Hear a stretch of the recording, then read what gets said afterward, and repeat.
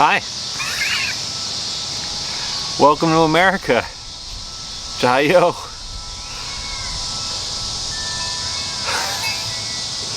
Alright, so if you haven't seen the last episode, and depending on where I insert this video, you may or may not know that I have exited China.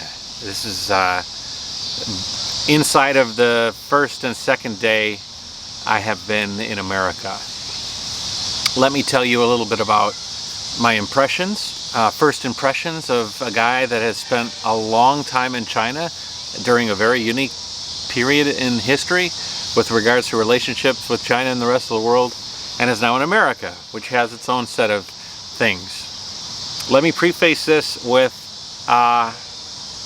this. I am completely open-minded to my preconceived notions of America after being in China for so long, of my understanding of the attitudes of Americans. I am open to understanding that I might be wrong on a lot of things. I'm open to have my biases confirmed, or my biases or understandings blown to pieces.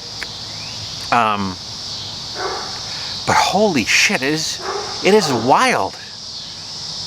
It is wild to see. It's like I am in different planets as far as ideologies go. I arrived after a 30-hour plus flight from China.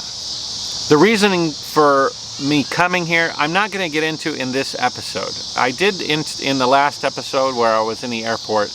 This one is just going to be my first impressions of China. Okay, if you're interested in my reasonings for why I'm here, you can listen to the last video, or you can listen to future videos where I will get into it.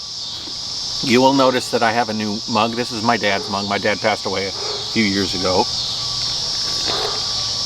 My black one, though, the one is staying in China. Eva is going to continue drinking from that. But I feel like I'm in a different world. China is, and not even just China. It's like there's a lot of countries in this world that are taking the pandemic, from my first impressions so far, in a completely different way. First off, I arrived to the United States in Detroit. I flew from Shanghai to Seoul, from Seoul to Seoul, Korea to Paris, and from Paris to Detroit. I had an 8.5-hour layover in Paris, and that's when I made the video, the last video, and then I had a 2-hour layover in Seoul. I had this test, this COVID test that I translated into English. You had to get a COVID test 72 hours before, and it was unnecessary. Nobody cared. In Paris, before I boarded the flight, I had to sign a document that said I was tested within 3 days, but they didn't see the test. They didn't verify the test. I figured that would be done in the States. Flew, 8 hours or whatever to Detroit, arrived, wore my mask. Everybody was protected. There was some Chinese that were on the flight that were in full hazmat suits. The spit shield guard, the whole nine. Yet nothing. Almost to the extent to where it's like, what are you doing? Why are you wearing that mask? Why are you what? I felt it. I felt it. It was it almost like you were an oddity. What was perceived as what you needed to do to stay protective of you and the people you love and the people who you may never ever come in contact with that might get infected. Here, at least from my honest first impression, was like, okay, but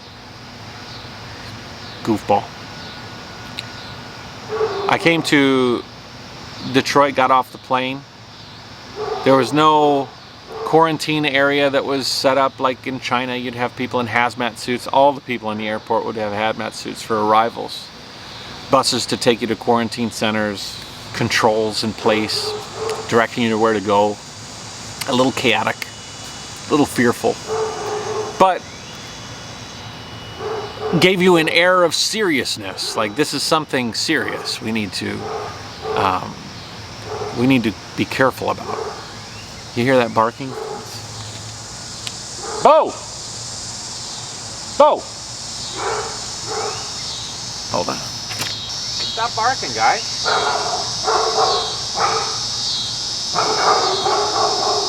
That wasn't a good idea. I just made him bark more. My sister is 2 lots over, and they have the dogs over there. Anyways, what gave you the idea that this thing is so important and important to protect yourself and others? In America, it was, what are you doing? Or it wasn't even anything. I went through customs, and it didn't take long. I was one of the first people off the plane, and I went up to the customs guy. I had my passport in my hand and my COVID test in the other hand. I was ready to show it to him. And didn't even ask. Didn't even ask.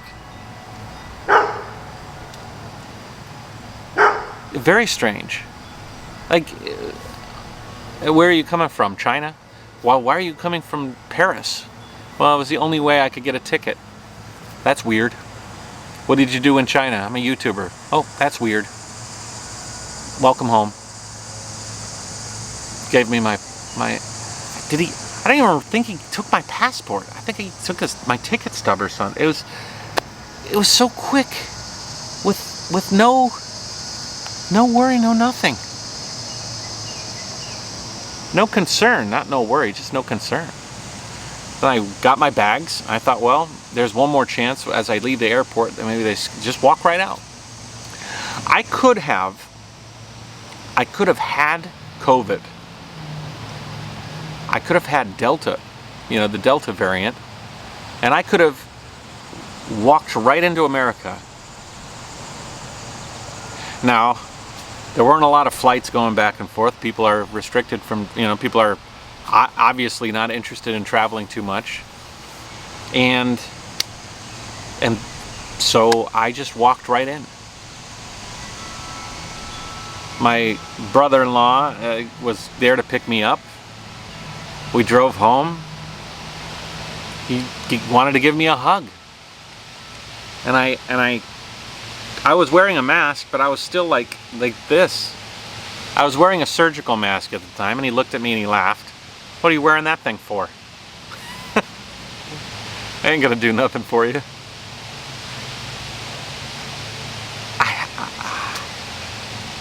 I really felt very, very strange. I'm gonna record these so that you guys can see and feel the way that I felt. Maybe you can empathize with me. Maybe you can. I feel like I'm in a unique circumstance because I was in China during the original outbreak, then I flew to the United States for a couple of months during their original outbreak, and then I came back to China. I've spent the year plus in China. Now I'm back in America during the resurgence of Delta, and I have been programmed with this innate concern, this innate like sixth sense about myself, about my surroundings, about the people. Be careful. And it's so jarring to be here and see people just carefree with regards to the virus. I mean, I am seeing masks. People are wearing masks. If I wear my mask out, I won't be ridiculed or be considered too much of an oddity. But it is certainly not the rule. It's more the exception to the rule. Just to give you some housekeeping things. One of the reasons I'm back is that I needed to get my car license, driver's license renewed. Not a big deal, but it's one of those things that I can get done while I'm here. I did it online. As soon as I arrived late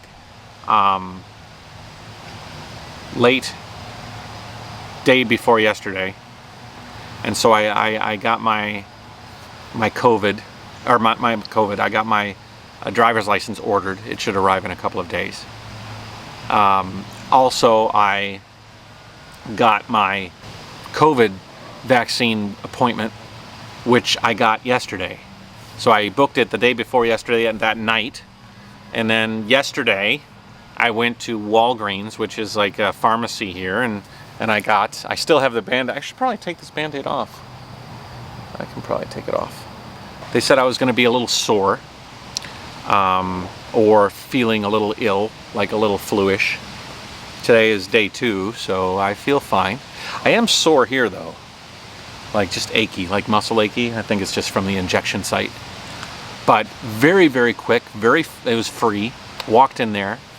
The girl that helped me was Vietnamese, I could tell by her name, and we were talking, and she was like, oh, I've only been to Vietnam for, you know, when I was really, really young, and a couple of times, you know, family trips and stuff. And I was like, oh, that's nice. I've been all over Vietnam, you know. Gave her my YouTube channel and said she could check it out. We shared a friendly thing. Now, I'm going to be sharing with you my perceptions of life here as a way to kind of give you guys a perception into my ideas as a guy that's been in China for so long. And I was expecting to be somewhat hated, a little bit fearful of people's perceptions of me. Maybe I'm too pro-China, or I'm too pro-vaccine, or I'm too pro-science. So this is me as a diary to you guys, to kind of give you guys an impression of my first impressions of my understanding of things. But I've had some interactions with some people, so that I'm on the opposite side of the ideological perception. One of which I'll talk about in the next episode, because I think it deserves its own episode. I might record it right after I finish this while it's fresh in my mind. But I wanted this video to be my first day, my first 24 hours in America after being in China for so long during such an interesting period of time. Got my driver's license, I got my COVID test. I woke up this morning, or yesterday morning. I woke up yesterday morning early, like 6 a.m. Beautiful blue sky, if you can see, just really nice. And I'm staying at my stepmom's house. This is my dad's old house. I woke up, I ran 8.5 kilometers. You know, I didn't wear my mask for running outdoors. I'm not like that. I don't think it's necessary, even that. So I ran around yesterday morning. I ran 8.5K. Felt great. Came home, did 100 push-ups, lifted some weights. It was Sunday, so there was not much that I could do. So I just tried to get myself situated in life, in American life. American life is different from Chinese life, and I'm hoping to share a lot of that with you, my impressions of the differences. But over time, I'm curious to see how much my ideology sort of muddies or becomes hardened in different ways. And so I'm going to use these episodes as an opportunity to share it with you. I'll try and keep them, you know, about 15 minutes. I can see in my timer here we're about 15 minutes. So I'm going to wrap this one up. I'm in America now. It's a very, very different place as far as ideas go, as far as it really seems like there's a group of people that are, you know, like, vaccines are good, let's do this, and there's a group of people that don't trust anything. They don't trust the government, anything the system tells them. They don't give it the weight that this side thinks it deserves. They have a whole separate set of beliefs, and none of them, and some of them have merit, you know. And so I'm trying to open my mind to the perceptions and ideas of the people that I feel aren't taking this serious, and understand their side of things. So in the next video, I think we'll talk about my friends who I met. I won't tell you their names, but I'll give you the ideas that they have, and how they conflict with my ideas, and how that makes me feel. And anyways, we'll go with that. So I'm in America, things are good. I've got my first shot.